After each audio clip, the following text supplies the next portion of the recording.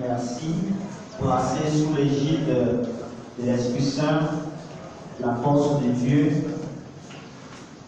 nous allons commencer cette séance de présentation et de dédicace en invitant le professeur Ballon, modérateur, à prendre la place qui lui est préparée.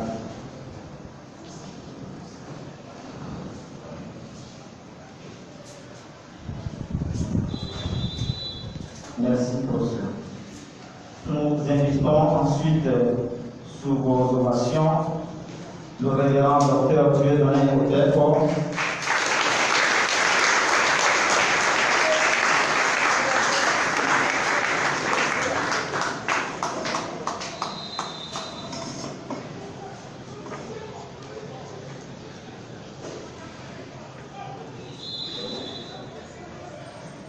Chers professeurs, enseignants-chercheurs, révérends pères, frères, révérendes sœurs, chers invités en vos qualités rang et grade, chers étudiants amoureux de la science, à vous tous ici présents, soyez les bienvenus. L'inégale répartition des biens et leur confiscation par un petit groupe au détriment de la majorité qui vit dans la misère sont la preuve d'une mauvaise gestion du bien commun en Afrique.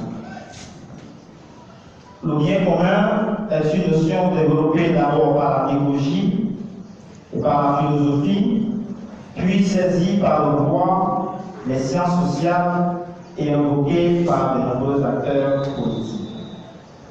Elle désigne l'idée des biens patrimoniaux partagés par les membres d'une communauté au sens spirituel du mot bien, aussi bien qu'au sens matériel et pratique.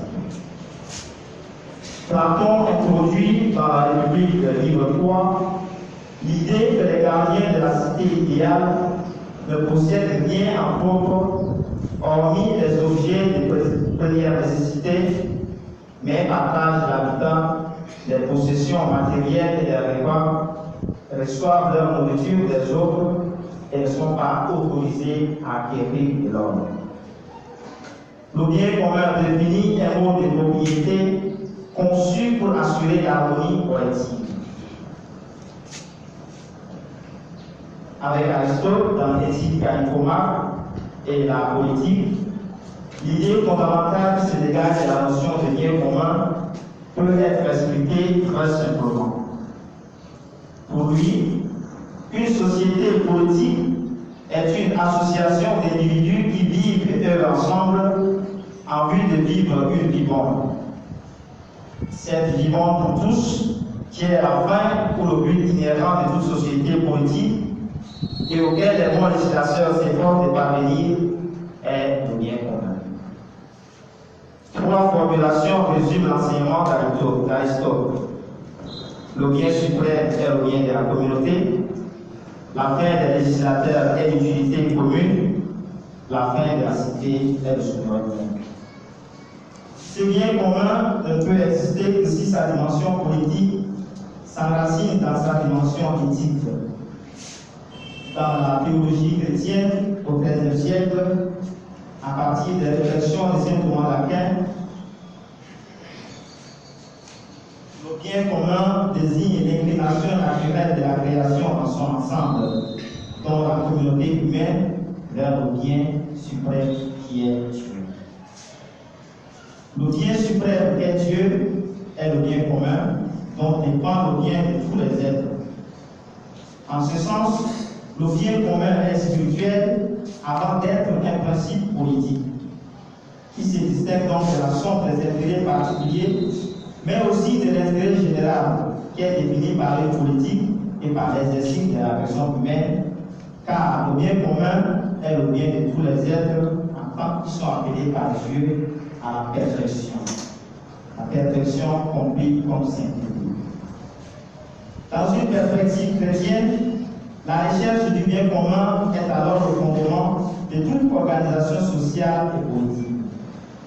Il faut donc des institutions fortes avec un système politique capable de coordonner sa gestion et sa répartition équitable pour le bien-être de tous et de chaque membre de la cité. Et la démocratie est une forme de régime, un système politique capable de séduire l'ultime, car le bien commun des peuples est la finalité de la démocratie. Cette démocratie, dont la plupart des pays d'Afrique ont adopté comme régime politique, est censée d'organiser, de gérer et de répartir le bien commun. En effet, la démocratie est une forme d'organisation politique traditionnellement définie selon la formule d'Abraham Lincoln comme le gouvernement du peuple par le peuple et pour le peuple.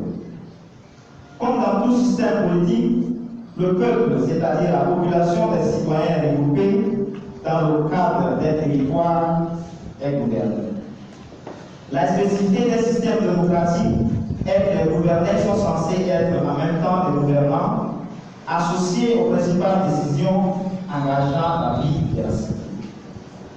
Et c'est parce que le peuple est à la fois sujet, soumis au pouvoir politique et souverain, détenteur de ces pouvoirs, que les systèmes démocratiques sont supposés agir dans l'intérêt du peuple.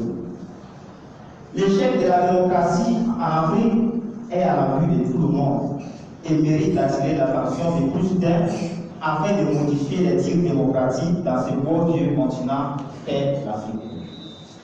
À l'école de la démocratie,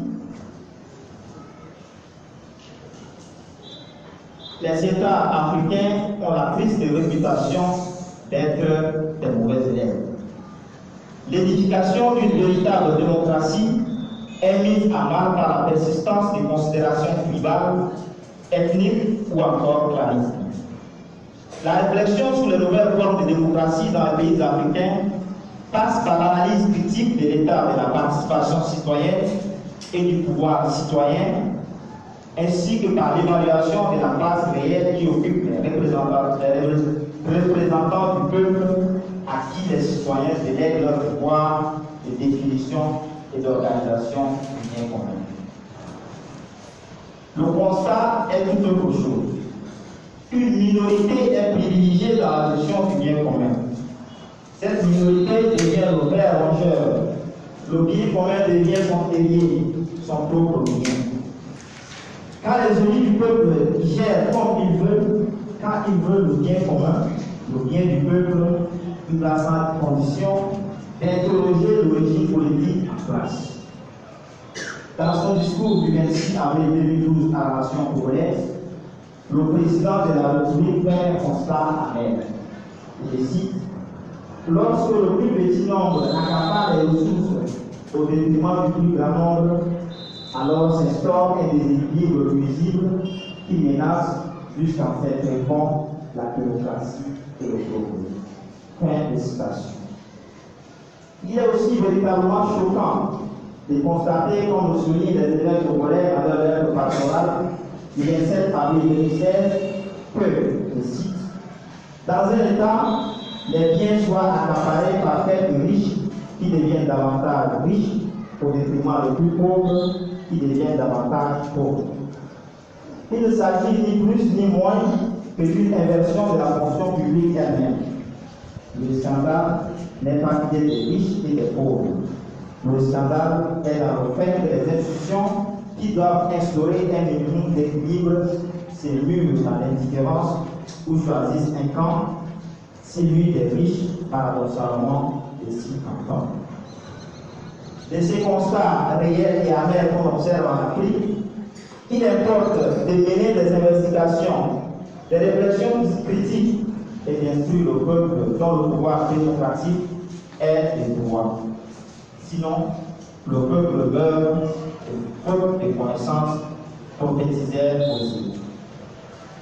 C'est dans cette sollicitude du bien de l'homme en tant qu'être politique et de la nation en tant que société naturellement politique et démocratique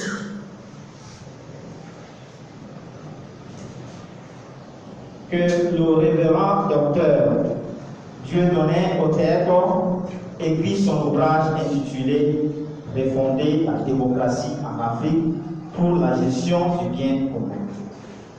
Cet ouvrage paru en août 2019 à l'édition Harmattan dans le cadre des études africaines, série politique dont nous sommes rassemblés pour la présentation et la dédicace.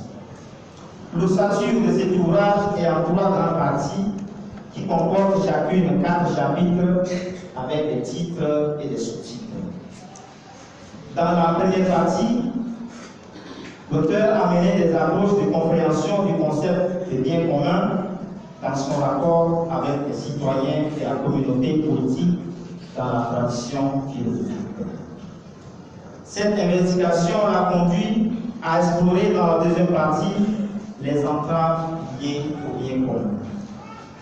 À partir de cette exploration, il est parvenu dans la troisième partie à proposer un modèle politique promoteur du bien commun, l'État fort, fondé sur l'application rigoureuse des lois et le renforcement des institutions étatiques pour apporter des solutions adéquates là où la démocratie, telle que perçue aujourd'hui, a échoué.